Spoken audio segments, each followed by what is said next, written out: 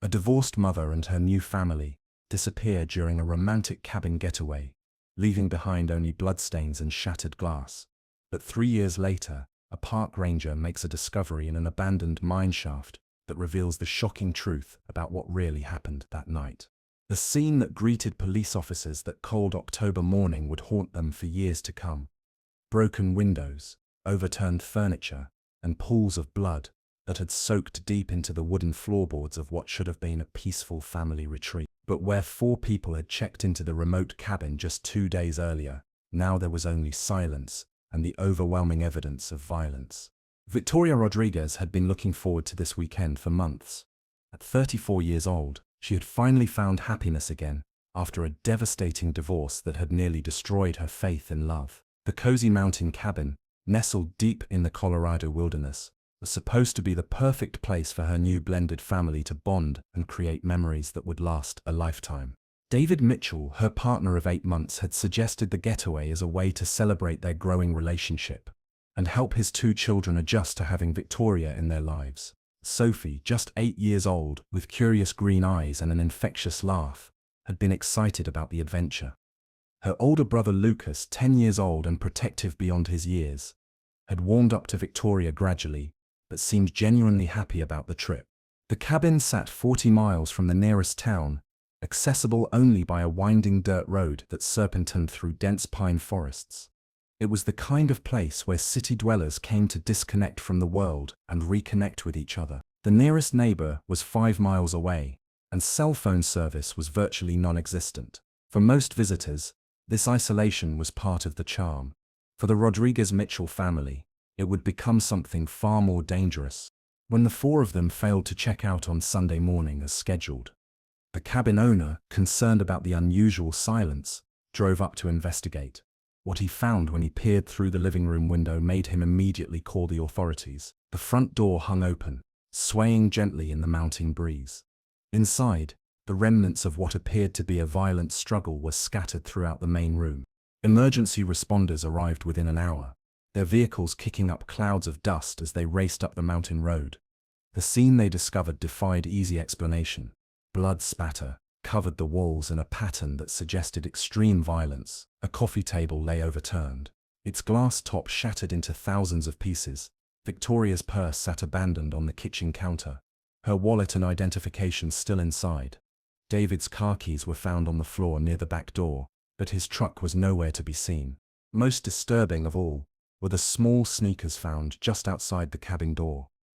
Sophie's bright pink shoes, the ones she had been so excited to wear on their nature walks, sat empty in the dirt. One sock was found 20 feet away, caught on a pine branch as if torn away during a desperate struggle.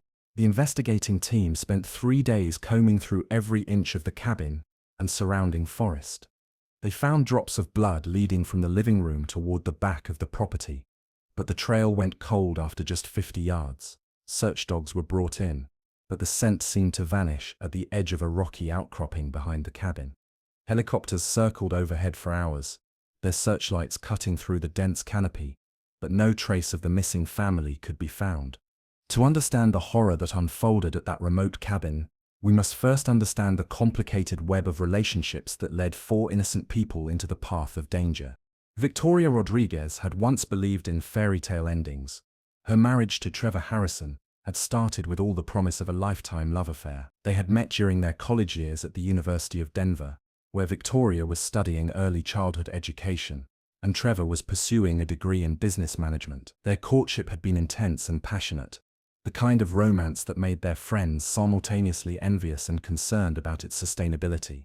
For the first few years of their marriage, everything seemed perfect on the surface. They bought a modest home in a quiet suburban neighborhood, and Victoria threw herself into her career as an elementary school teacher. Trevor found work at a local marketing firm, though he struggled to maintain steady employment. His charm and intelligence were undeniable, but he had a volatile temper that began to manifest more frequently as the pressures of adult life mounted. The cracks in their relationship became more visible after Victoria suffered 2 miscarriages in their 3rd year of marriage. Trevor, instead of providing the emotional support she desperately needed, seemed to view her grief as a personal failure. He began staying out late, ostensibly for work functions, but Victoria suspected he was seeking comfort cosfor. When she finally gathered the courage to confront him about his behavior, their arguments became explosive. Trevor had always been possessive, but his jealousy reached new heights as their marriage deteriorated. He monitored her phone calls, showed up unexpectedly at her workplace, and accused her of having affairs with male colleagues. Victoria found herself walking on eggshells, constantly adjusting her behavior to avoid triggering one of his rage-filled outbursts.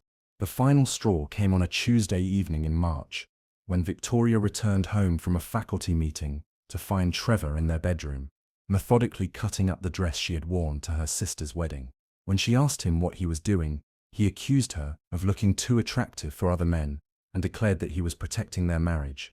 That night, Victoria packed a single suitcase and moved in with her sister, filing for divorce the following week. The divorce proceedings lasted 8 agonizing months.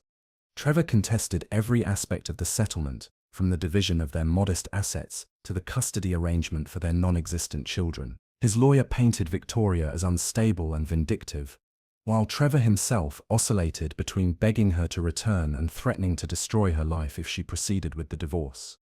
When the divorce was finally finalized, Victoria felt as though she could breathe freely for the first time in years. She threw herself into her teaching career and slowly began to rebuild her social life. Her colleagues noticed the change in her demeanor almost immediately. The nervous, withdrawn woman who had been jumping at shadows was gradually replaced by someone who remembered how to laugh and enjoy simple pleasures. It was at a community volunteer event 8 months after her divorce that Victoria first met David Mitchell. He was building code playground equipment for the local elementary school, where Victoria taught, working alongside other contractors to donate their time and skills to the project. David was 35 years old, recently widowed, and raising his 2 children as a single father after losing his wife to cancer 2 years earlier. Unlike Trevor, David possessed a quiet confidence that never felt threatening. He was tall and broad-shouldered from years of construction work, with gentle brown eyes and a patient demeanor that immediately put Victoria at ease. When he asked her to coffee after the volunteer project was completed, she surprised herself by saying yes, without hesitation. Their relationship developed slowly and naturally. David understood the complexities of starting over after loss, and he never pressured Victoria to move faster than she was comfortable with. He spoke openly about his late wife and the grief he still carried, but also about his hope for the future and his desire to create a loving environment for his children. Sophie Mitchell was 8 years old, with her father's warm brown eyes and her late mother's delicate features. She was curious about everything, especially Victoria's job as a teacher, and she peppered her with questions about books and learning during their first meeting. Lucas, 2 years older, was more reserved initially, but possessed a sharp intellect and a protective instinct toward his younger sister that reminded Victoria of David. The children had been through their own trauma, losing their mother at such young ages, but David had worked hard to maintain stability and openness in their home. He encouraged them to talk about their feelings and memories, and he never tried to replace their mother's memory with a new relationship. When Victoria began spending more time with their family, he was careful to let the children set the pace for accepting her presence in their lives. For Victoria, watching David parent his children was a revelation. Where Trevor had been controlling and explosive, David was patient and nurturing. He listened to his children's concerns, validated their emotions, and guided them with gentle firmness. The contrast was so stark that Victoria sometimes found herself questioning whether she had ever really understood what a healthy relationship looked like. Meanwhile, Trevor Harrison was struggling to accept the reality of his ex-wife's new life. Despite the divorce being finalized, he continued to monitor Victoria's activities through social media and mutual acquaintances. He drove past her apartment regularly, noting when she was home and when her car was absent. When he learned about David and the children, his obsession intensified. Trevor had lost his job at the marketing firm shortly after the divorce proceedings began, and he had been unable to find steady employment since. He blamed Victoria for his professional struggles, convinced that word of their contentious divorce had somehow damaged his reputation. He spent his days consumed with resentment and plotting ways to win Victoria back, or, failing that, to make her pay for what he perceived as her betrayal. His behavior became increasingly erratic as the months passed. He created fake social media accounts to monitor Victoria's posts and those of her friends. He showed up at her school on multiple occasions, claiming he needed to speak with her about important matters, until the administration was forced to ban him from the premises. Victoria obtained a restraining order, but Trevor seemed to view it as merely another challenge to overcome rather than a legal boundary to respect. As autumn painted the Colorado mountains in brilliant shades of gold and crimson, Victoria and David began planning what they hoped would be a special weekend retreat. Their relationship had been growing stronger over the past several months, and both felt ready to take the next step of truly blending their lives together. David had discovered the mountain cabin through a contractor friend who owned several rental properties in the area. The cabin was perfect for their needs, spacious enough for all four of them, but cozy enough to encourage family bonding. It featured 2 bedrooms, a large living area with a stone fireplace, and a wraparound porch that offered stunning views of the surrounding forest. Victoria was initially hesitant about the idea of a weekend away with the children. While Sophie and Lucas had accepted her presence in their lives, she was still careful not to overstep boundaries or assume a parental role. David reassured her that the children were excited about the trip, and that he believed it would be good for all of them to spend uninterrupted time together, away from the distractions of daily life. The planning process became a family affair. Sophie immediately appointed herself as the activity coordinator, creating elaborate lists of hiking trails they could explore and games they could play around the campfire. Lucas, more practical in his approach, researched the local wildlife and prepared a nature identification guide to help them spot different birds and animals during their walks. Victoria contributed her teacher's organizational skills to the endeavor, creating detailed packing lists and meal plans for their 3-day stay. She was particularly excited about the opportunity to cook meals for the family in the cabin's well-equipped kitchen, something that felt both domestic and special to her.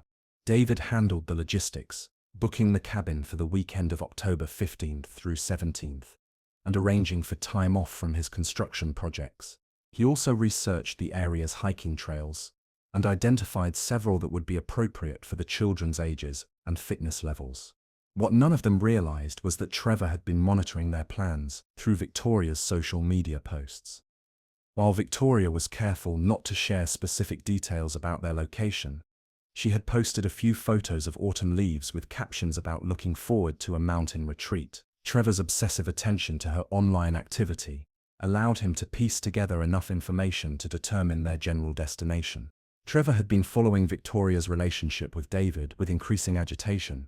Seeing her happiness with another man and his children felt like a personal attack on everything he believed about their marriage and divorce. In his distorted thinking, Victoria belonged to him, and David was simply an obstacle that needed to be removed. In the weeks leading up to the cabin trip, Trevor began preparing for what he told himself would be a final confrontation with Victoria. He convinced himself that if he could just speak with her alone, away from David's influence, he could make her understand that they belonged together. He purchased camping equipment and survival gear, telling himself that he might need to wait in the wilderness for the right opportunity to approach her. His planning became increasingly detailed and obsessive. He studied maps of the mountain region where he suspected they were going, identifying potential cabin rental locations and planning routes that would allow him to reach them undetected. He practiced driving the mountain roads at night, familiarizing himself with the terrain and timing how long it would take him to reach various destinations. Friday, October 15th dawned clear and crisp, with the kind of brilliant blue sky that made the autumn foliage appear even more vibrant. Victoria woke up early, her stomach fluttering with a mixture of excitement and nervous energy about the weekend ahead. She had been looking forward to this trip for weeks, but she also felt the weight of responsibility for helping to create positive memories for David's children. David picked her up at her apartment at 10 o'clock in the morning, his truck loaded with camping chairs, coolers full of food, and enough outdoor gear to support a week-long expedition. Sophie bounced in her seat with excitement, chattering non-stop about all the things she wanted to do once they reached the cabin. Lucas was more subdued but clearly pleased about the adventure, carefully checking and rechecking his nature identification guide. The drive to the cabin took nearly 2 hours, winding through increasingly remote mountain roads as they left the Denver suburbs behind. Victoria found herself relaxing as the city fell away and the landscape became dominated by towering pine trees and dramatic rocky outcroppings. David played classic rock on the radio, while the children took turns spotting license plates from different states among the light weekend traffic. They stopped for lunch at a small mountain town about 30 miles from their destination, eating at a local diner that specialized in hearty comfort food. The children were fascinated by the rustic decor and the friendliness of the staff, who clearly knew most of their customers by name. Victoria felt a sense of peace settling over her as she watched David interact with Sophie and Lucas, his patience and humor evident in every exchange. As they resumed their journey toward the cabin, none of them noticed the dark blue sedan that had been following them at a discreet distance since they left Denver. Trevor had been tracking their progress carefully, staying far enough behind to avoid detection while maintaining visual contact with David's distinctive red pickup truck. The final stretch of road to the cabin was a narrow dirt track that wound through dense forest. David drove slowly to avoid the deeper ruts and potholes, while Sophie pressed her face against the window to spot wildlife among the trees. Victoria helped Lucas identify different types of pine trees and pointed out the dramatic way the afternoon sunlight filtered through the forest canopy. When they finally reached the cabin, all four of them fell silent for a moment, struck by the beauty of their surroundings. The cabin sat in a small clearing, surrounded by towering pines, with a mountain stream running just behind the property. The building itself was exactly as advertised, rustic but well-maintained, with a welcoming front porch and large windows that promised stunning views from inside. They spent the rest of Friday afternoon settling into the cabin and exploring the immediate area around the property. David and Victoria worked together to unpack their supplies and organize the kitchen, while Sophie and Lucas claimed their bunk beds in the smaller bedroom and began planning their first hiking expedition. As evening fell, David built a fire in the stone fireplace, while Victoria prepared dinner in the cabin's compact but well-equipped kitchen. The children played board games at the dining table, their laughter mixing with the crackling of the fire to create exactly the kind of warm family atmosphere they had all been hoping for. Saturday morning arrived with a gentle mist clinging to the pine trees and the sound of the nearby stream, providing a peaceful backdrop to their breakfast preparations. Victoria woke early and made coffee while David gathered kindling for a morning fire. Sophie and Lucas emerged from their bedroom full of energy and excitement about the day's planned hiking adventure. The family spent the morning exploring a moderate trail that wound through the forest behind the cabin. David carried a backpack with water and snacks, while Victoria helped Sophie identify different wildflowers and interesting rock formations. Lucas took his role as wildlife spotter seriously, stopping frequently to consult his nature guide and point out bird calls to the rest of the group. They returned to the cabin around noon, tired but exhilarated from their morning adventure. David started a fire for lunch, while Victoria and the children washed the breakfast dishes and planned their afternoon activities. The atmosphere was relaxed and happy, exactly what they had hoped to achieve with this weekend getaway. What they did not know was that Trevor had spent the night camped in his car about a mile away, watching the cabin through binoculars and waiting for what he believed would be the perfect opportunity to approach Victoria alone. He had been awake since dawn, observing their morning routine and growing increasingly agitated as he watched them function as a happy family unit. Trevor's mental state had been deteriorating steadily over the past several months. His obsession with Victoria and his resentment toward David had consumed most of his waking thoughts, and his behavior had become increasingly irrational and unpredictable. He had convinced himself that Victoria was being held against her will by David and that she needed to be rescued from her new relationship. Around 2 o'clock in the afternoon, while the family was resting after lunch and planning their evening activities, Trevor made his move. He approached the cabin on foot, leaving his car hidden in the forest and carrying a large duffel bag that contained what he told himself were supplies for convincing Victoria to leave with him. David was the first to notice the unexpected visitor approaching their porch.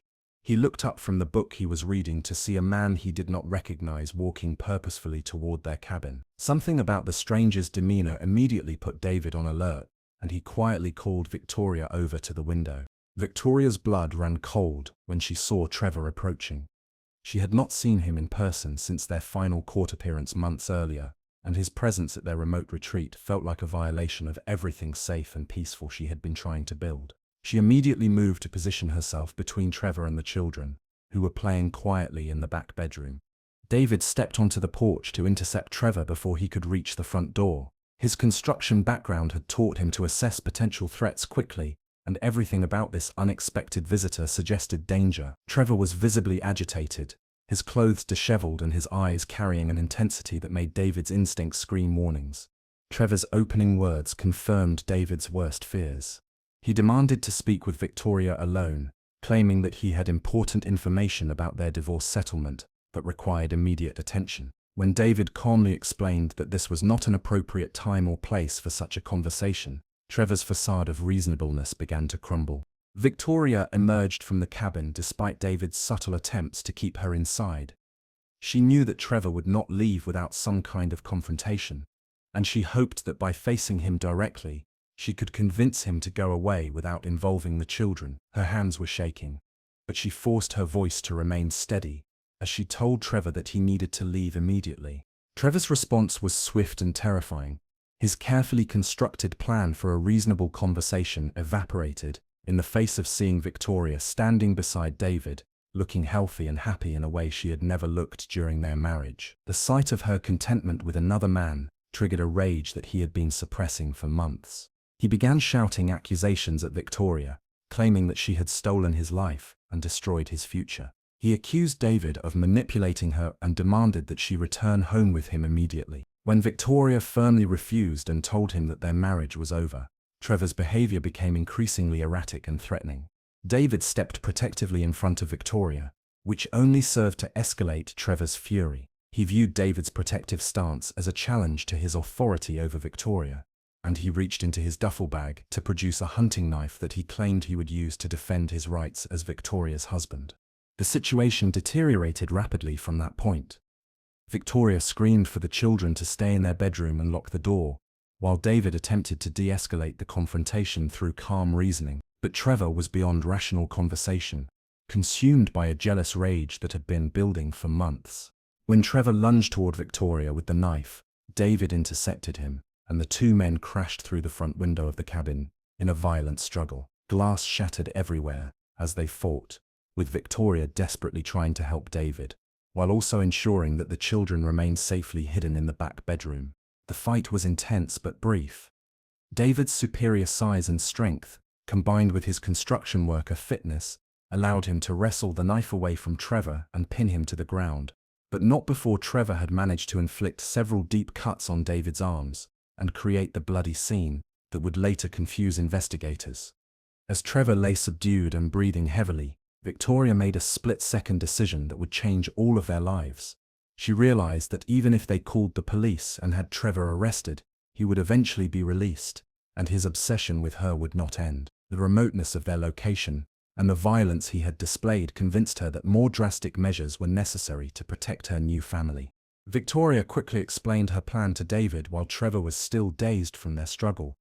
They would stage their own disappearance, making it appear that Trevor had succeeded in his violent intentions. David, despite his injuries, immediately understood the logic of her proposal and agreed to help implement it.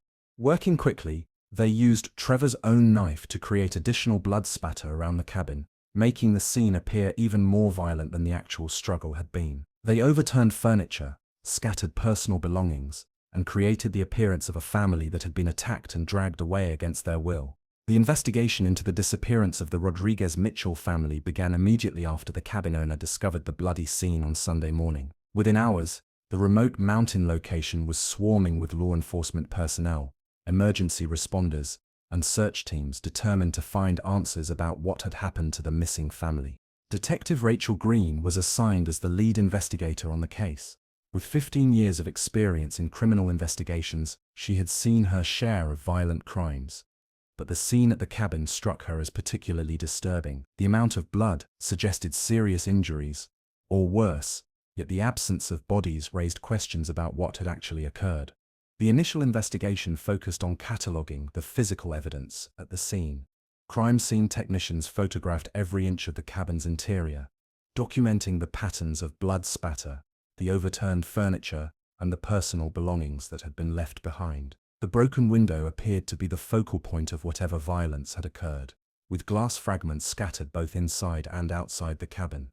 The most heartbreaking discovery was the children's belongings.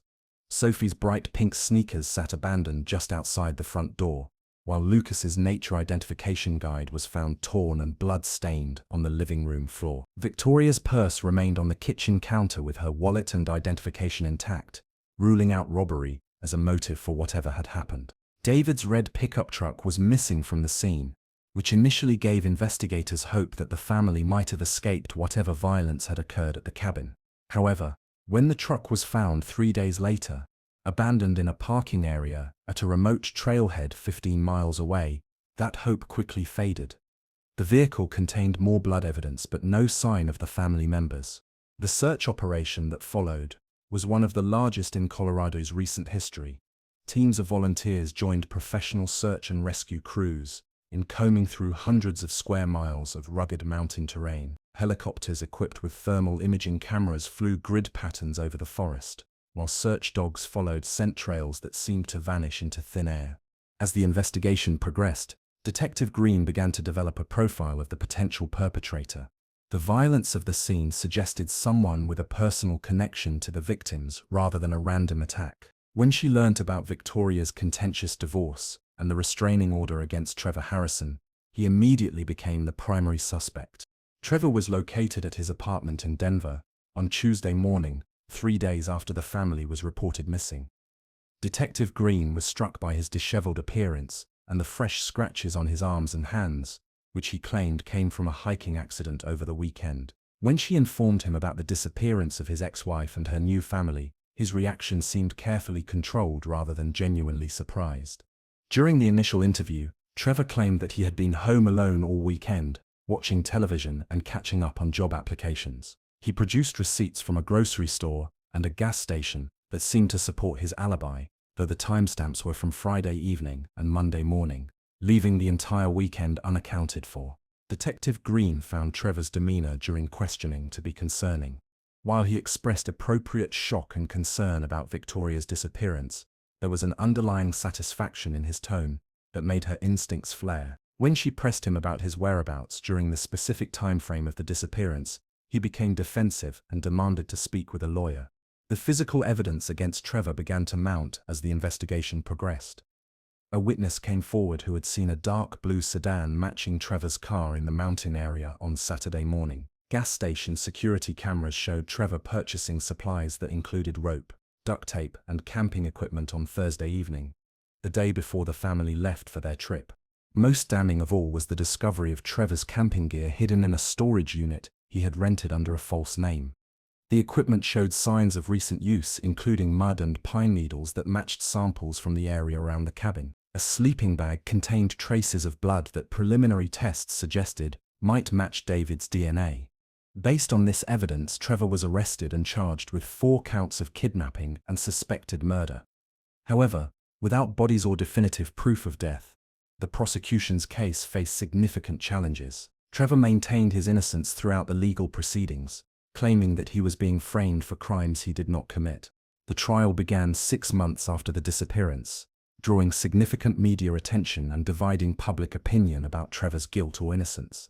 The prosecution presented a compelling case based on the physical evidence and Trevor's history of obsessive behavior toward Victoria. They painted a picture of a man consumed by jealousy who had planned and executed a violent revenge against his ex-wife and her new family.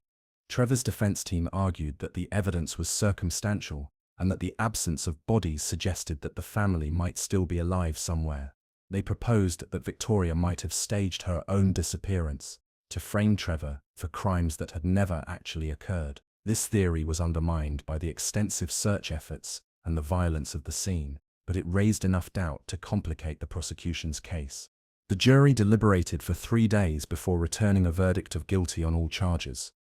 Trevor was sentenced to 4 consecutive life terms in prison without the possibility of parole. As he was led away in handcuffs, he continued to proclaim his innocence and promised that the truth would eventually be revealed. Despite the conviction, many questions remained unanswered. The bodies of Victoria, David, Sophie, and Lucas were never found, despite extensive searches that continued for months after the trial. Families and friends held memorial services, but the lack of closure was devastating for everyone who had loved the missing family members. Detective Green continued to work the case even after Trevor's conviction, following up on tips and conducting periodic searches of new areas.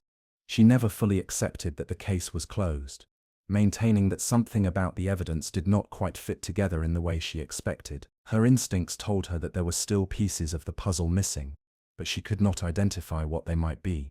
3 years after the disappearance, on a crisp October morning that eerily mirrored the weekend when the family had vanished, Park Ranger Kevin Stone was conducting a routine survey of an abandoned mining area 20 miles from the original cabin. The old copper mine had been closed for decades, and the Forest Service was evaluating whether the site needed additional safety measures to prevent accidents.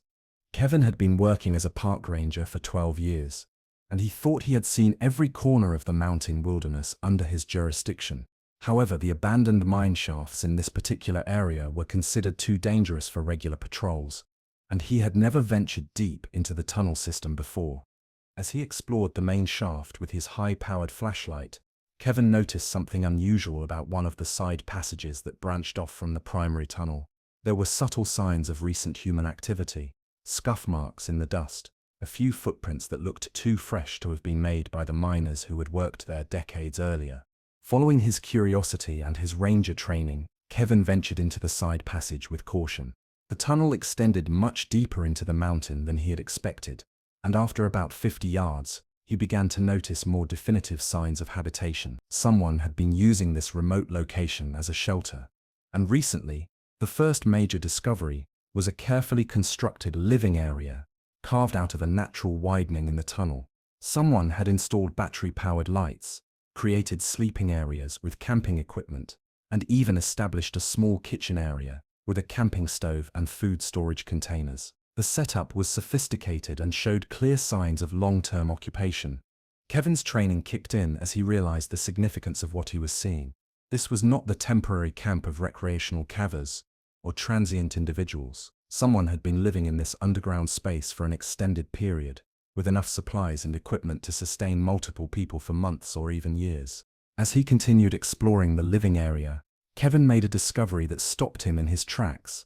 Hanging from a makeshift clothesline were several items of children's clothing, including a bright pink jacket that looked like it belonged to a young girl. On a rough wooden table nearby, he found a familiar-looking nature identification guide, worn and well-used, but clearly recognizable.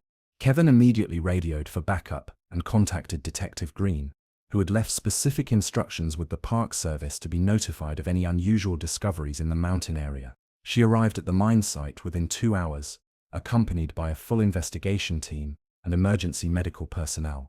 The team's exploration of the underground living space revealed an elaborate survival setup that had clearly been planned and constructed by someone with significant outdoor and construction experience. The shelter included multiple sleeping areas, a sophisticated ventilation system, and enough stored food and supplies to sustain a family for several months. Most shocking of all was the discovery of personal belongings that definitively linked the shelter to the missing Rodriguez Mitchell family. Victoria's teaching materials, David's construction tools, and both children's favorite books and toys were neatly organized throughout the living space. It was clear that this was not a temporary hiding place, but a carefully planned long-term refuge. Detective Green's mind raced as she tried to process the implications of what they had found. If the family had been living in this underground shelter, then everything about the investigation and Trevor's conviction needed to be reconsidered. The blood at the cabin, the apparent violence, the missing bodies, all of it took on a completely different meaning. The medical team set up equipment to thoroughly search the tunnel system for any sign of the family members, dead or alive. What they found next would shock everyone involved in the original investigation. Deep in the tunnel system, they discovered a secondary living area that showed signs of very recent occupation. Food containers were still warm, and the sleeping areas looked as though they had been used the night before. As the search team ventured deeper into the mine, they heard something that made their hearts race. The sound of human voices echoing from somewhere deeper in the tunnel system. Following the sounds carefully, they eventually found themselves at the entrance to a natural cave chamber that opened up beyond the man-made mining tunnels. Inside the chamber, they discovered the most incredible sight any of them had ever witnessed in their professional careers. Victoria Rodriguez, David Mitchell, and his 2 children were alive, healthy, and living in an elaborate underground homestead they had constructed over the past 3 years. The family's initial reaction to being discovered was a complex mixture of relief, fear, and uncertainty. They had been living off the grid for so long that the prospect of returning to the surface world felt overwhelming and dangerous. Victoria immediately asked about Trevor, and when she learned that he had been convicted and imprisoned, the weight of their 3-year ordeal became visible on all of their faces. Sophie and Lucas had grown significantly during their time underground. Sophie was now 11 years old, tall, and confident in a way that spoke to the resilience children can develop when facing extraordinary circumstances. Lucas, at 13, had matured into a thoughtful young man who had clearly taken on additional responsibilities for his family's survival. David's construction expertise had been crucial to their underground survival. He had expanded the natural cave system into a livable space, with multiple rooms, running water from an underground stream, and even a rudimentary electrical system powered by a combination of solar panels hidden on the surface and hand-crank generators. Victoria had continued the children's education throughout their time underground, using books and materials they had salvaged from various sources. The children were remarkably well educated and psychologically healthy, despite the extraordinary circumstances of their upbringing over the past 3 years. As the family was brought to the surface and began the process of reintegrating with the outside world, the full truth of their 3-year disappearance slowly emerged. Victoria, David, and the children told their incredible survival story to investigators, psychologists, and eventually to the media outlets that had followed their case since the beginning. The plan to fake their own deaths had been Victoria's idea, born from a split-second decision during the terrifying confrontation with Trevor at the cabin. After David had subdued Trevor following their violent struggle, Victoria realized that traditional legal remedies would never be sufficient to protect her family from Trevor's obsession and increasing violence. David had immediately understood the logic behind Victoria's desperate plan. His construction background meant he was familiar with the old mining areas throughout the region, and he knew that the abandoned tunnel systems could provide the kind of long-term shelter they would need to disappear completely. The children, traumatized by witnessing the violence at the cabin, had agreed to the plan without fully understanding its long-term implications. Working quickly while Trevor was still unconscious from their fight, the family had staged the bloody scene at the cabin to make it appear that Trevor's violent intentions had been successful. They used Trevor's own knife to create additional blood evidence, overturned furniture to suggest a struggle, and carefully placed personal belongings to support the narrative of a family that had been attacked and killed. The most challenging part of the plan had been leaving behind items that would be emotionally difficult to abandon. Sophie's favorite shoes and Lucas's nature guide were deliberately left at the scene to make the violence appear more credible to investigators. Victoria's purse and identification were left behind to rule out robbery as a motive and focus suspicion on Trevor. After staging the scene, they had loaded their most essential belongings into David's truck and driven to the remote trailhead, where they eventually abandoned the vehicle. David had used his knowledge of the terrain to guide them on a difficult nighttime hike to the abandoned mine, where they planned to take refuge temporarily until they could figure out a more permanent solution. What they had not anticipated was how difficult it would be to return to normal life once they were hiding underground. As days turned into weeks, and weeks turned into months, the family found themselves adapting to their underground existence in ways they had never imagined possible. The children adjusted to their new reality with the resilience that only young people possess, while Victoria and David worked tirelessly to create a sustainable living situation. David's construction skills proved invaluable in converting the abandoned mine into a livable space. He installed ventilation systems to ensure fresh air circulation, created separate living areas for privacy, and even managed to establish a reliable water supply by tapping into the underground stream that ran through the mine system. Over time, he expanded their living space to include multiple rooms, storage areas, and even a small workshop where he could maintain their equipment. Victoria continued teaching the children throughout their underground years, using whatever educational materials they could acquire during carefully planned supply runs to the surface.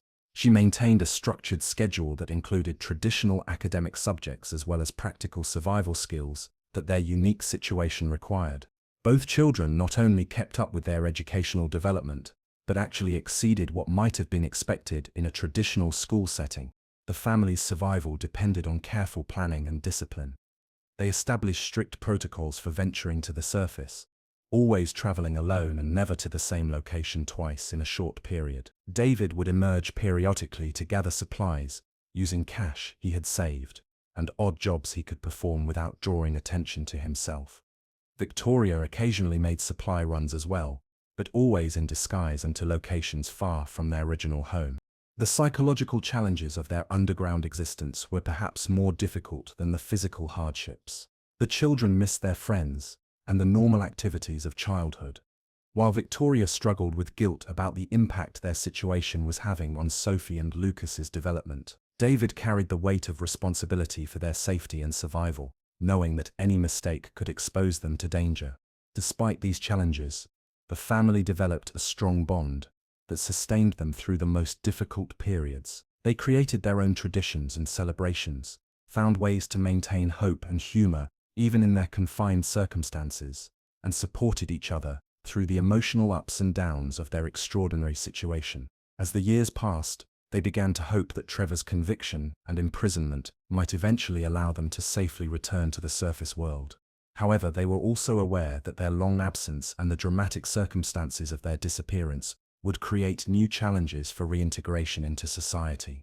The discovery of their underground refuge marked the beginning of a complex process of returning to normal life. Legal experts had to determine how to handle the unusual circumstances of their case, while psychologists worked with the family to address the trauma and adjustment issues that would inevitably arise from their 3-year isolation. Trevor's conviction presented another complication. While his violent behavior and obsessive stalking had clearly justified the family's fear for their safety, his conviction for murders that had never actually occurred raised serious legal and ethical questions about the justice system and the unintended consequences of their survival plan. Section 8. Resolution and Life Lessons. The reintegration of the Rodriguez-Mitchell family into society was a gradual and carefully managed process that took place over several months. Social workers, psychologists, and legal advocates worked together to address the complex challenges that arose from their unique situation and 3-year absence from the surface world. Victoria and David faced the immediate challenge of re-establishing their legal identities and dealing with the complications that arose from being declared legally dead. Their financial accounts had been frozen, their insurance policies had been paid out to next of kin, and their former lives had been effectively erased from official records. The process of reclaiming their identities required extensive legal work and court appearances. Sophie and Lucas faced their own set of challenges as they prepared to return to traditional school environments and social interactions with peers their own age. Both children had maintained their academic development during their underground years, but they had missed crucial social experiences and would need support to adapt to the expectations and dynamics of normal childhood relationships. The family's story became a media sensation as news of their survival and rescue spread around the world. Their tale of survival, family bonds, and the extreme lengths parents will go to protect their children resonated with audiences everywhere. However, the media attention also created additional pressure and complications as they tried to rebuild their lives. One of the most significant challenges they faced was determining how to handle Trevor's wrongful conviction. While his behavior had clearly been threatening and dangerous, and his intentions toward the family were undoubtedly violent, he had been convicted of murders that had never actually occurred. Legal experts debated whether his conviction should be overturned, and what, if any, charges he should face for his actual crimes.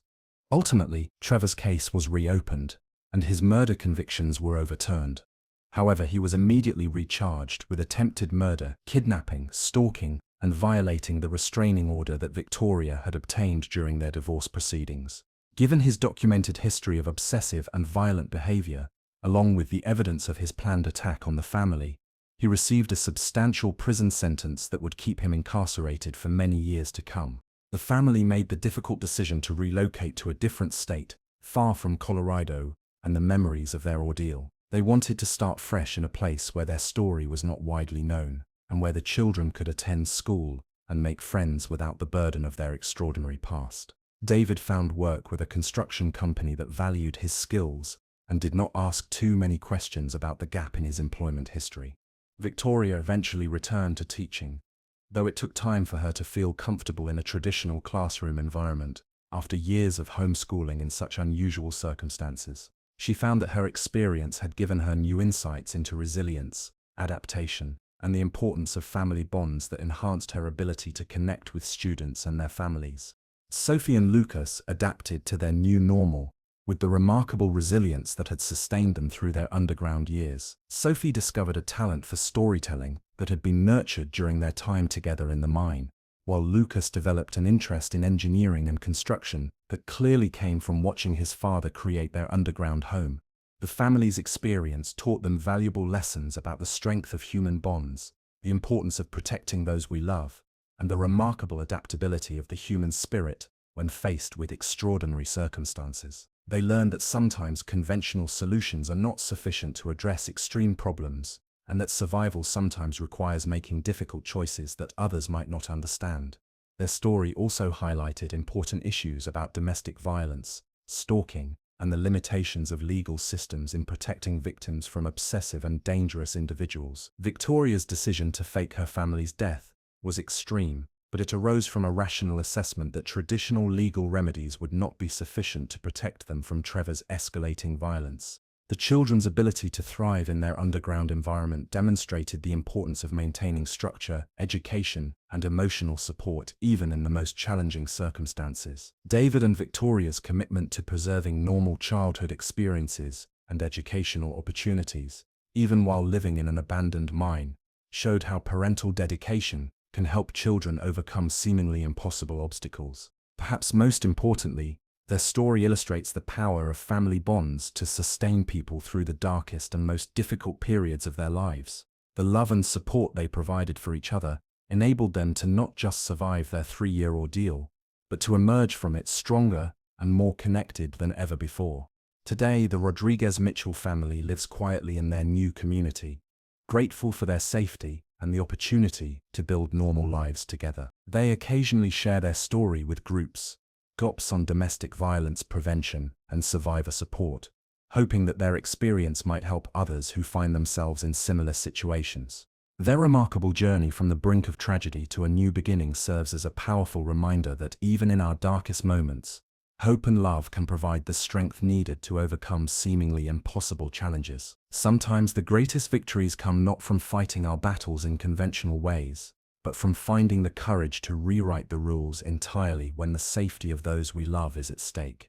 If you have found this remarkable survival story as compelling as we have, please consider subscribing to True Crime Village for more incredible tales of human resilience and the extraordinary lengths people will go to protect their families. Share this story with others who might find inspiration in Victoria, David, Sophie, and Lucas's journey from terror to triumph. And remember, sometimes the most powerful weapon against those who would harm us is not fighting back in the way they expect, but finding completely new paths to safety and freedom.